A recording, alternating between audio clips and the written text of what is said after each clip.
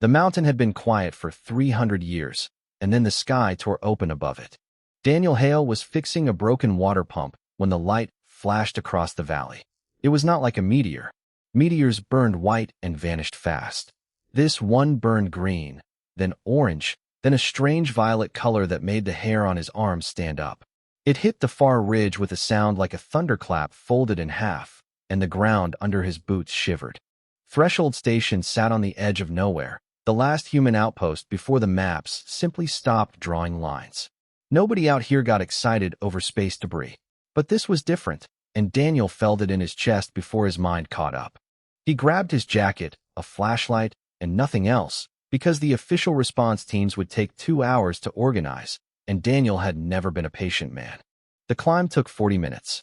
The crash site was a scar of broken trees and scorched rock, still smoking in the cold evening air.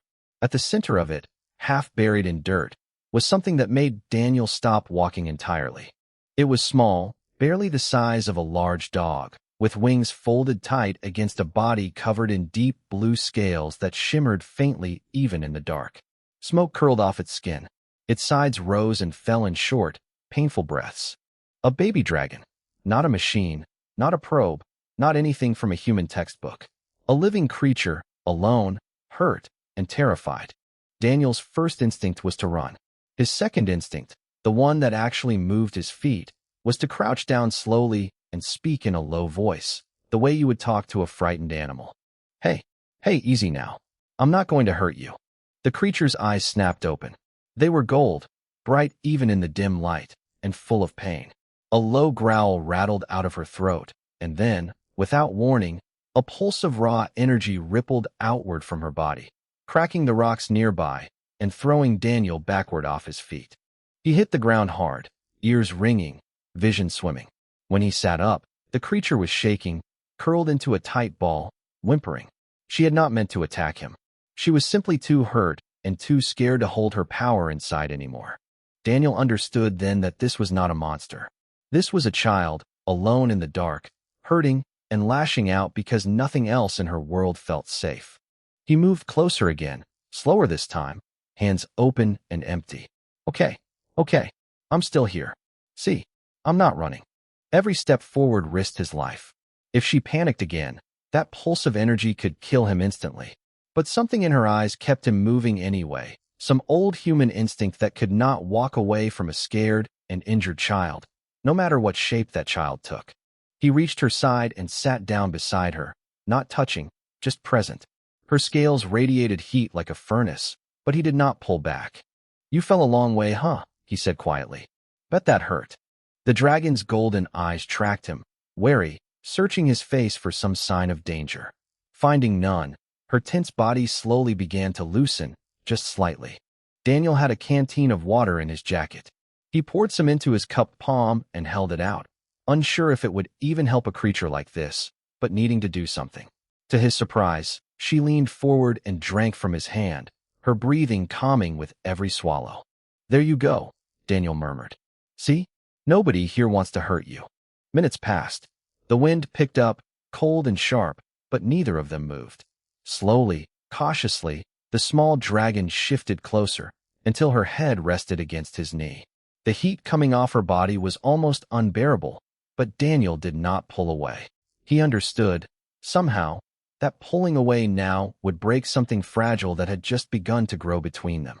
He reached for his radio with his free hand, careful not to disturb her. Threshold Base, this is Hale.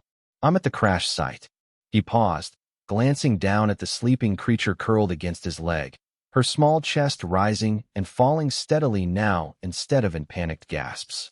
You're not going to believe what I found up here. Static crackled. A voice on the other end asked him to repeat. Daniel looked up at the stars, at the scorched trees, at the strange violet scar in the sky, where something larger must have been flying before this little one fell. Whatever answers existed about where she came from, they would have to wait. For now, there was only the two of them on the mountain, a tired human engineer and a small, wounded dragon who had just decided, in her own quiet way, that he was safe. She's alive, Daniel said into the radio.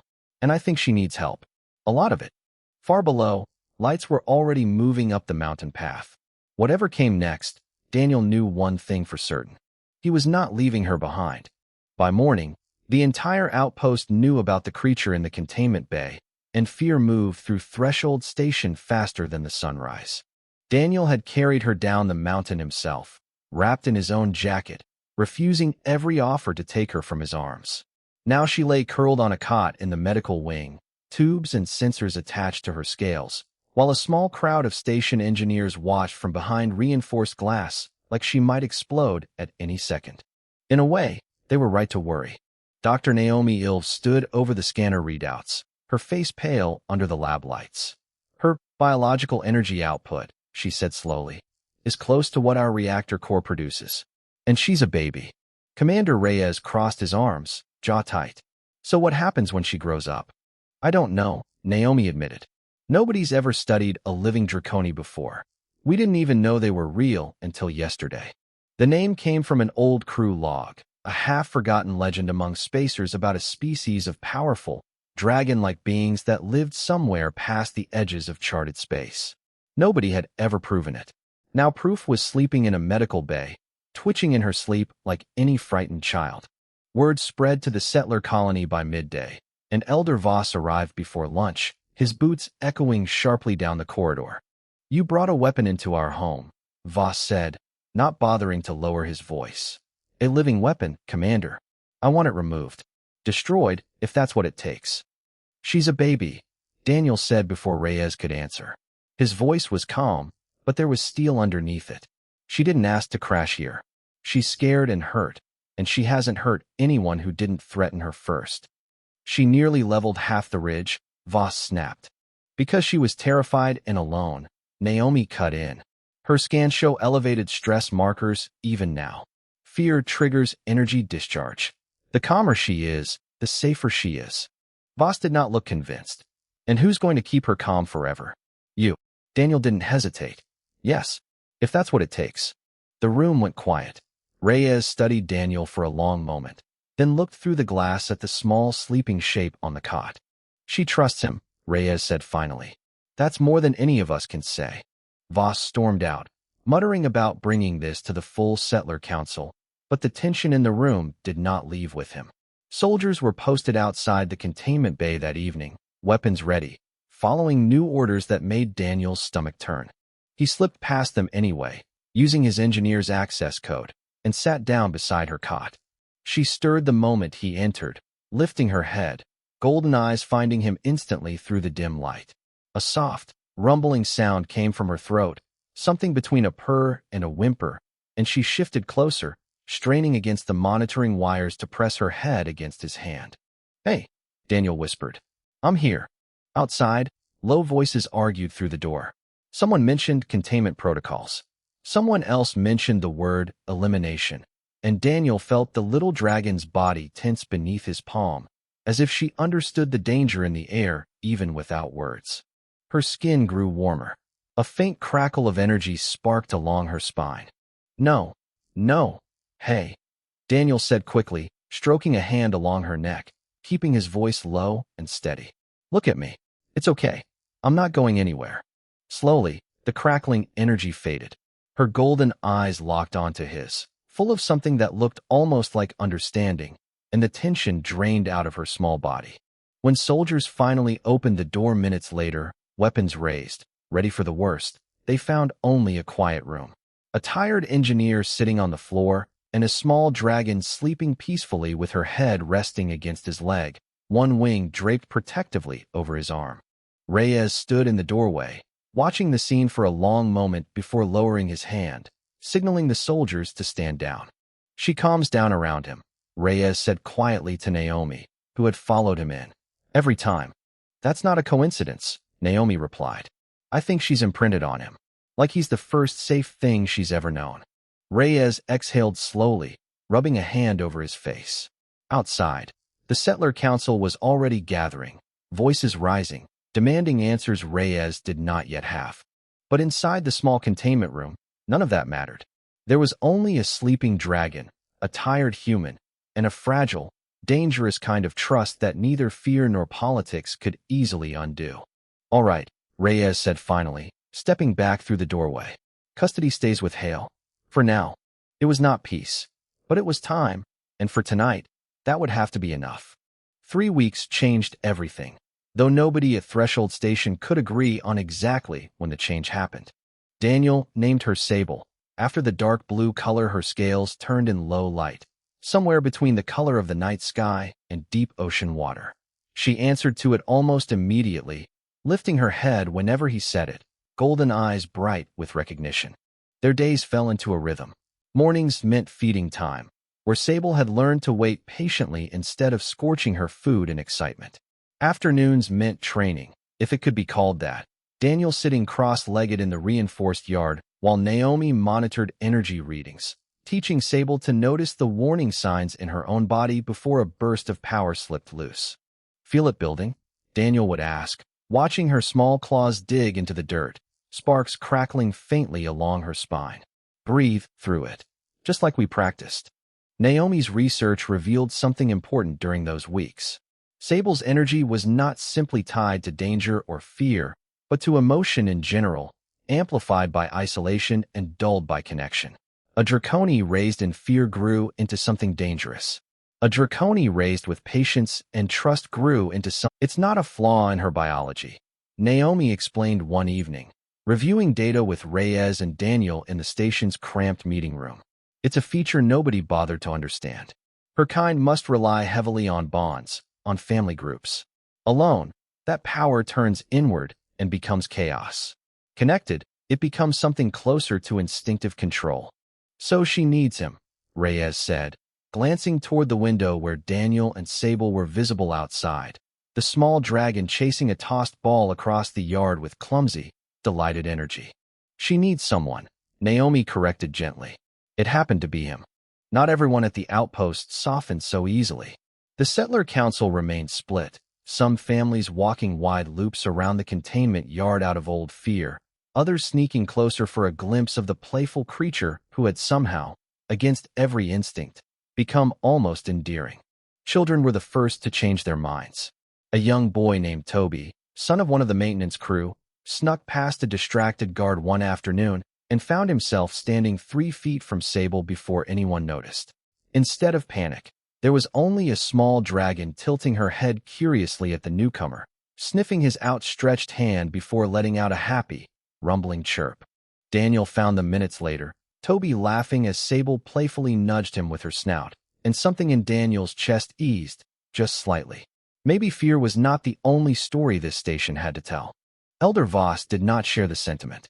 He appeared at the training yard one gray morning, flanked by 2 council members, watching with narrow, unreadable eyes as Sable practiced holding a small, controlled flame in front of her, no bigger than a candle. "Impressive tricks," Voss said coldly. "But a trained animal is still an animal. Hale, what happens when she's the size of this station? Will your quiet voice still work then?" Daniel met his gaze evenly. "What happens when you spend 3 weeks trying to understand something instead of destroying it out of fear? You might be surprised." Voss's jaw tightened, but he said nothing more, turning and walking away with his counsel trailing behind him. Naomi watched him go, arms crossed. "He's not wrong to be cautious," she admitted quietly. "She will grow. A lot. We don't know how much power she'll eventually hold. Then we make sure she never has a reason to use it against us," Daniel said simply, kneeling down as Sable trotted over, nudging her head affectionately against his chest. That night, as stars spread thick and bright above Threshold Station, Daniel sat outside the containment yard with Sable curled beside him, her breathing slow and steady, utterly relaxed for the first time since she had fallen from the sky. He thought about her earlier flinch whenever loud voices echoed nearby, about the way her scales still darkened slightly whenever soldiers walked past with weapons visible. Somewhere out there, she had a family, a species, a history none of them understood yet. But for tonight, none of that mattered. There was only a boy who had chosen to stay when everyone else wanted to run, and a small dragon who, against every fear the galaxy had taught her, had chosen to trust him back. Neither of them noticed the faint shimmer crossing the outer atmosphere sensors that evening, a signal too small and too fast for the station's outdated systems to properly identify. Something was coming, and it was looking for her. The alarms went off just before dawn, and this time, Nobody at Threshold Station mistook the sky for a meteor shower.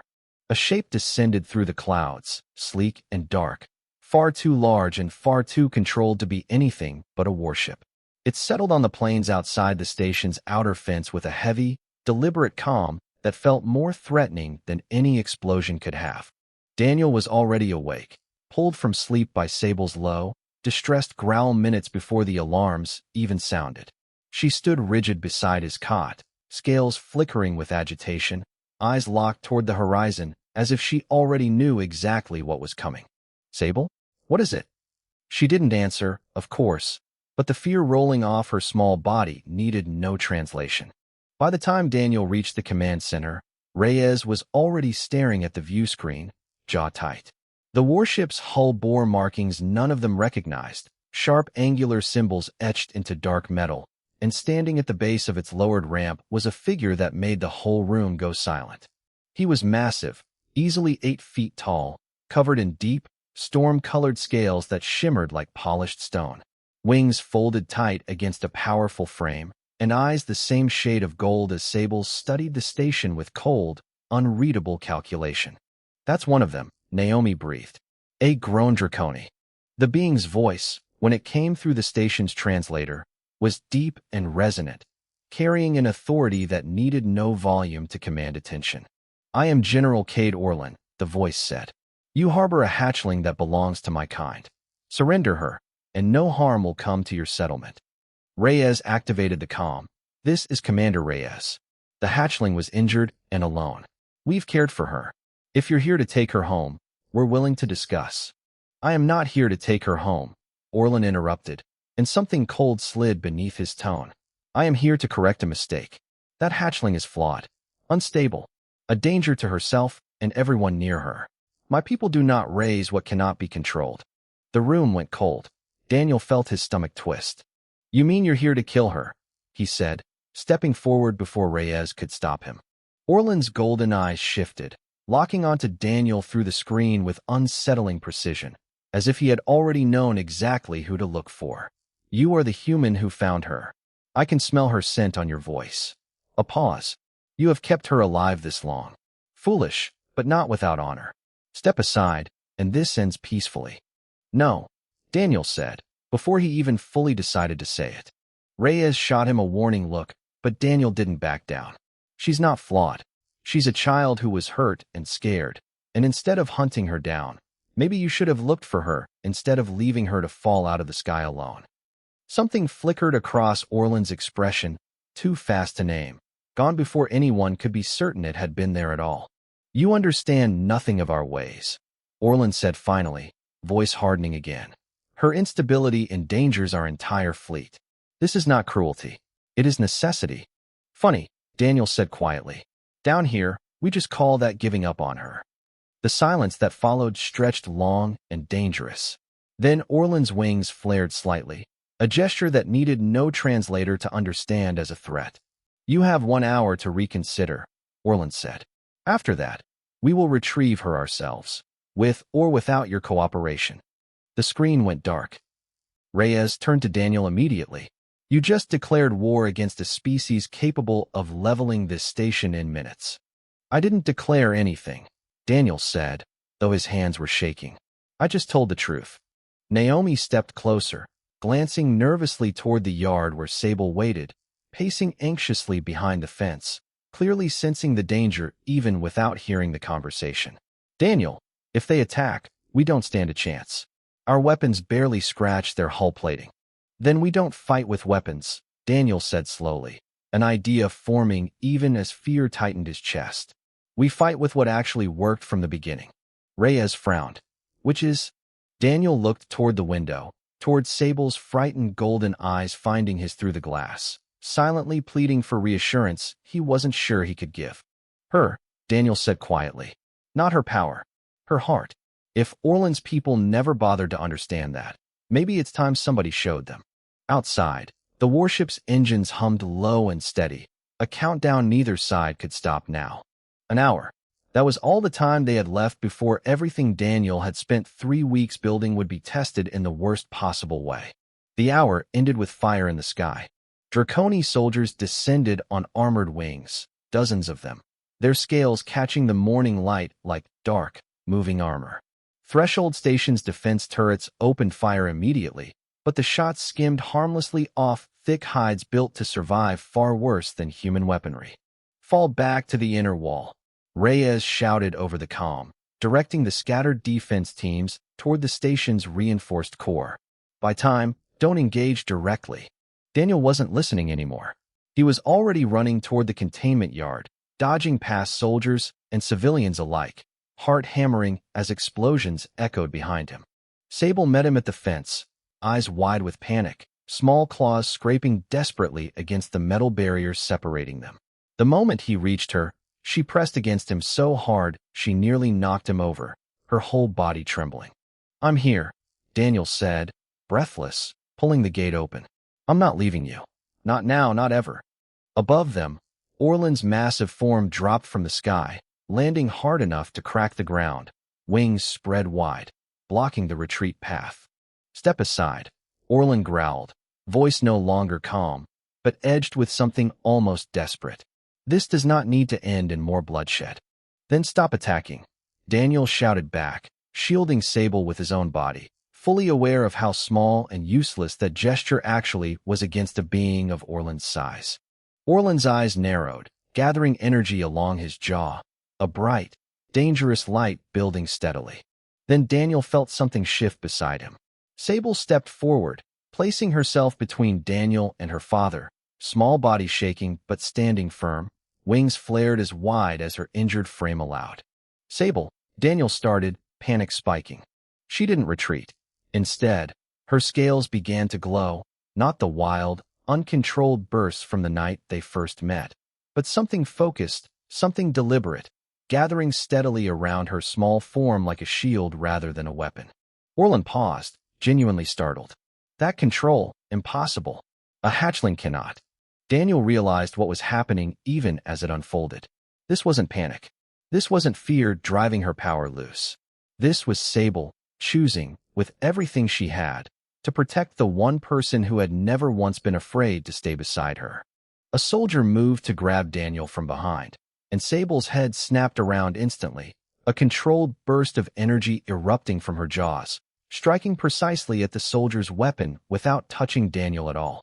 The blast scattered rock and dust, but nothing more, contained and deliberate in a way that should not have been possible from a creature her age. The battlefield seemed to freeze for a heartbeat. "She's protecting him," Naomi's voice crackled over Daniel's earpiece, watching from the command center in stunned disbelief. "Daniel, her energy readings, they're stable. Completely stable. I've never seen anything like it." Orland stared at his daughter, golden eyes wide, something shifting behind them that looked almost like grief. "You would fight your own kind. For a human." "He stayed," Sable said, her voice small but clear, the first true words she had ever spoken aloud, rough and halting but unmistakable. "Nobody else stayed." The words landed harder than any weapon on that battlefield. Orland lowered his stance slightly, energy fading from his jaw, though his expression remained torn, conflicted in a way none of the surrounding soldiers understood. Daniel took the opening, stepping forward despite every instinct screaming at him to stay back, placing a hand gently against Sable's trembling side. "She's not flawed," Daniel said quietly, though his voice carried across the sudden stillness of the battlefield. "She's exactly what happens when someone actually gives a scared kid a reason to trust instead of a reason to be afraid." More Draconi soldiers landed nearby, weapons raised, awaiting their general's command to finish what they came for. Orland's claws flexed, torn between duty and something deeper stirring beneath decades of rigid tradition. "Stand down," Orland said finally, voice rough. The soldiers hesitated. "I said stand down," Orland roared, and this time, they obeyed instantly, weapons lowering across the battlefield. Silence fell over Threshold Station, broken only by settling dust and the ragged breathing of both species, human and Draconi alike, staring at the small dragon still standing protectively in front of the man who had saved her life. Orland took a slow step closer, studying Sable with an expression Daniel couldn't quite read, somewhere between disbelief and something achingly close to regret. I came here to end what I believed was broken, Orlan said quietly. I did not expect to find something my own people never managed to create. He looked at Daniel then, gaze heavy with unspoken weight. What exactly did you do to her? Daniel glanced down at Sable, who pressed gently against his side, exhausted but calm, golden eyes finally soft again. Nothing complicated, Daniel said simply. I just stayed. Peace, it turned out, was far messier than war. Orlan's soldiers withdrew to the perimeter of Threshold Station, watchful but no longer hostile, while their general remained behind, standing amid the wreckage of a battle that had ended without a single fatal blow. Daniel had expected relief once the fighting stopped. Instead, a heavier tension settled over the station, one built from suspicion, exhaustion, and questions nobody quite knew how to answer. Reyes approached cautiously, flanked by a handful of guards, his expression guarded but no longer purely defensive. General Orlan, I assume this changes your original orders. It complicates them, Orlan admitted, watching Sable with an unreadable expression as she remained pressed close against Daniel's side, refusing to move even an inch away from him. My orders were clear. Hatchlings deemed unstable are to be removed for the safety of the fleet. That order has not changed simply because she chose to defend a human instead of destroying one. Daniel felt his chest tighten. You still want to take her? I have a duty, Orlan said, though the words came slower now, heavier. One I have carried for longer than your entire species has existed among the stars. He took a step closer, ignoring the flinch that rippled through nearby human soldiers, kneeling down until his massive frame was almost level with his daughter's smaller one. Sable, he said, voice softer than Daniel had yet heard from him. You must return with me. It is the only way to ensure your safety among our people.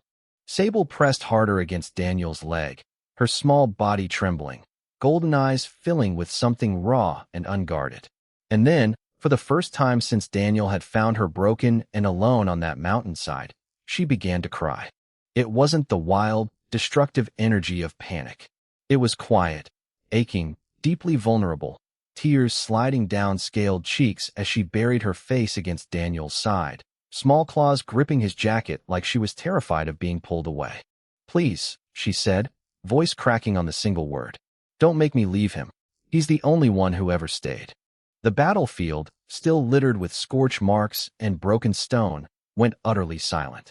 Soldiers on both sides, human and draconi alike, stood frozen, watching a small dragon cry not out of fear for her own safety, but out of pure, desperate love for the one person who had chosen her without hesitation.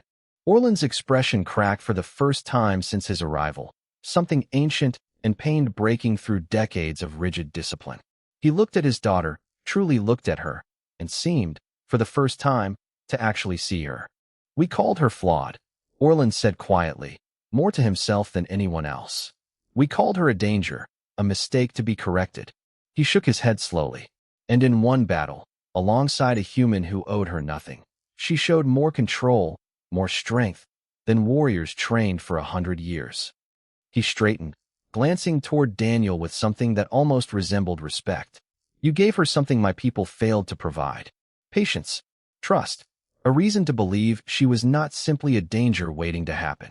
She never was, Daniel said firmly, kneeling to wrap an arm gently around Sable's shaking shoulders. She just needed someone willing to find out. Orlan was quiet for a long moment, the weight of tradition and duty warring visibly behind his golden eyes. Finally, he exhaled, a sound like distant thunder rolling away. She may remain, he said, under one condition. This station becomes the first point of contact between our peoples, a place where humans and draconi learn from each other, rather than fear each other. His gaze hardened slightly. Prove that what happened here today was not simply luck.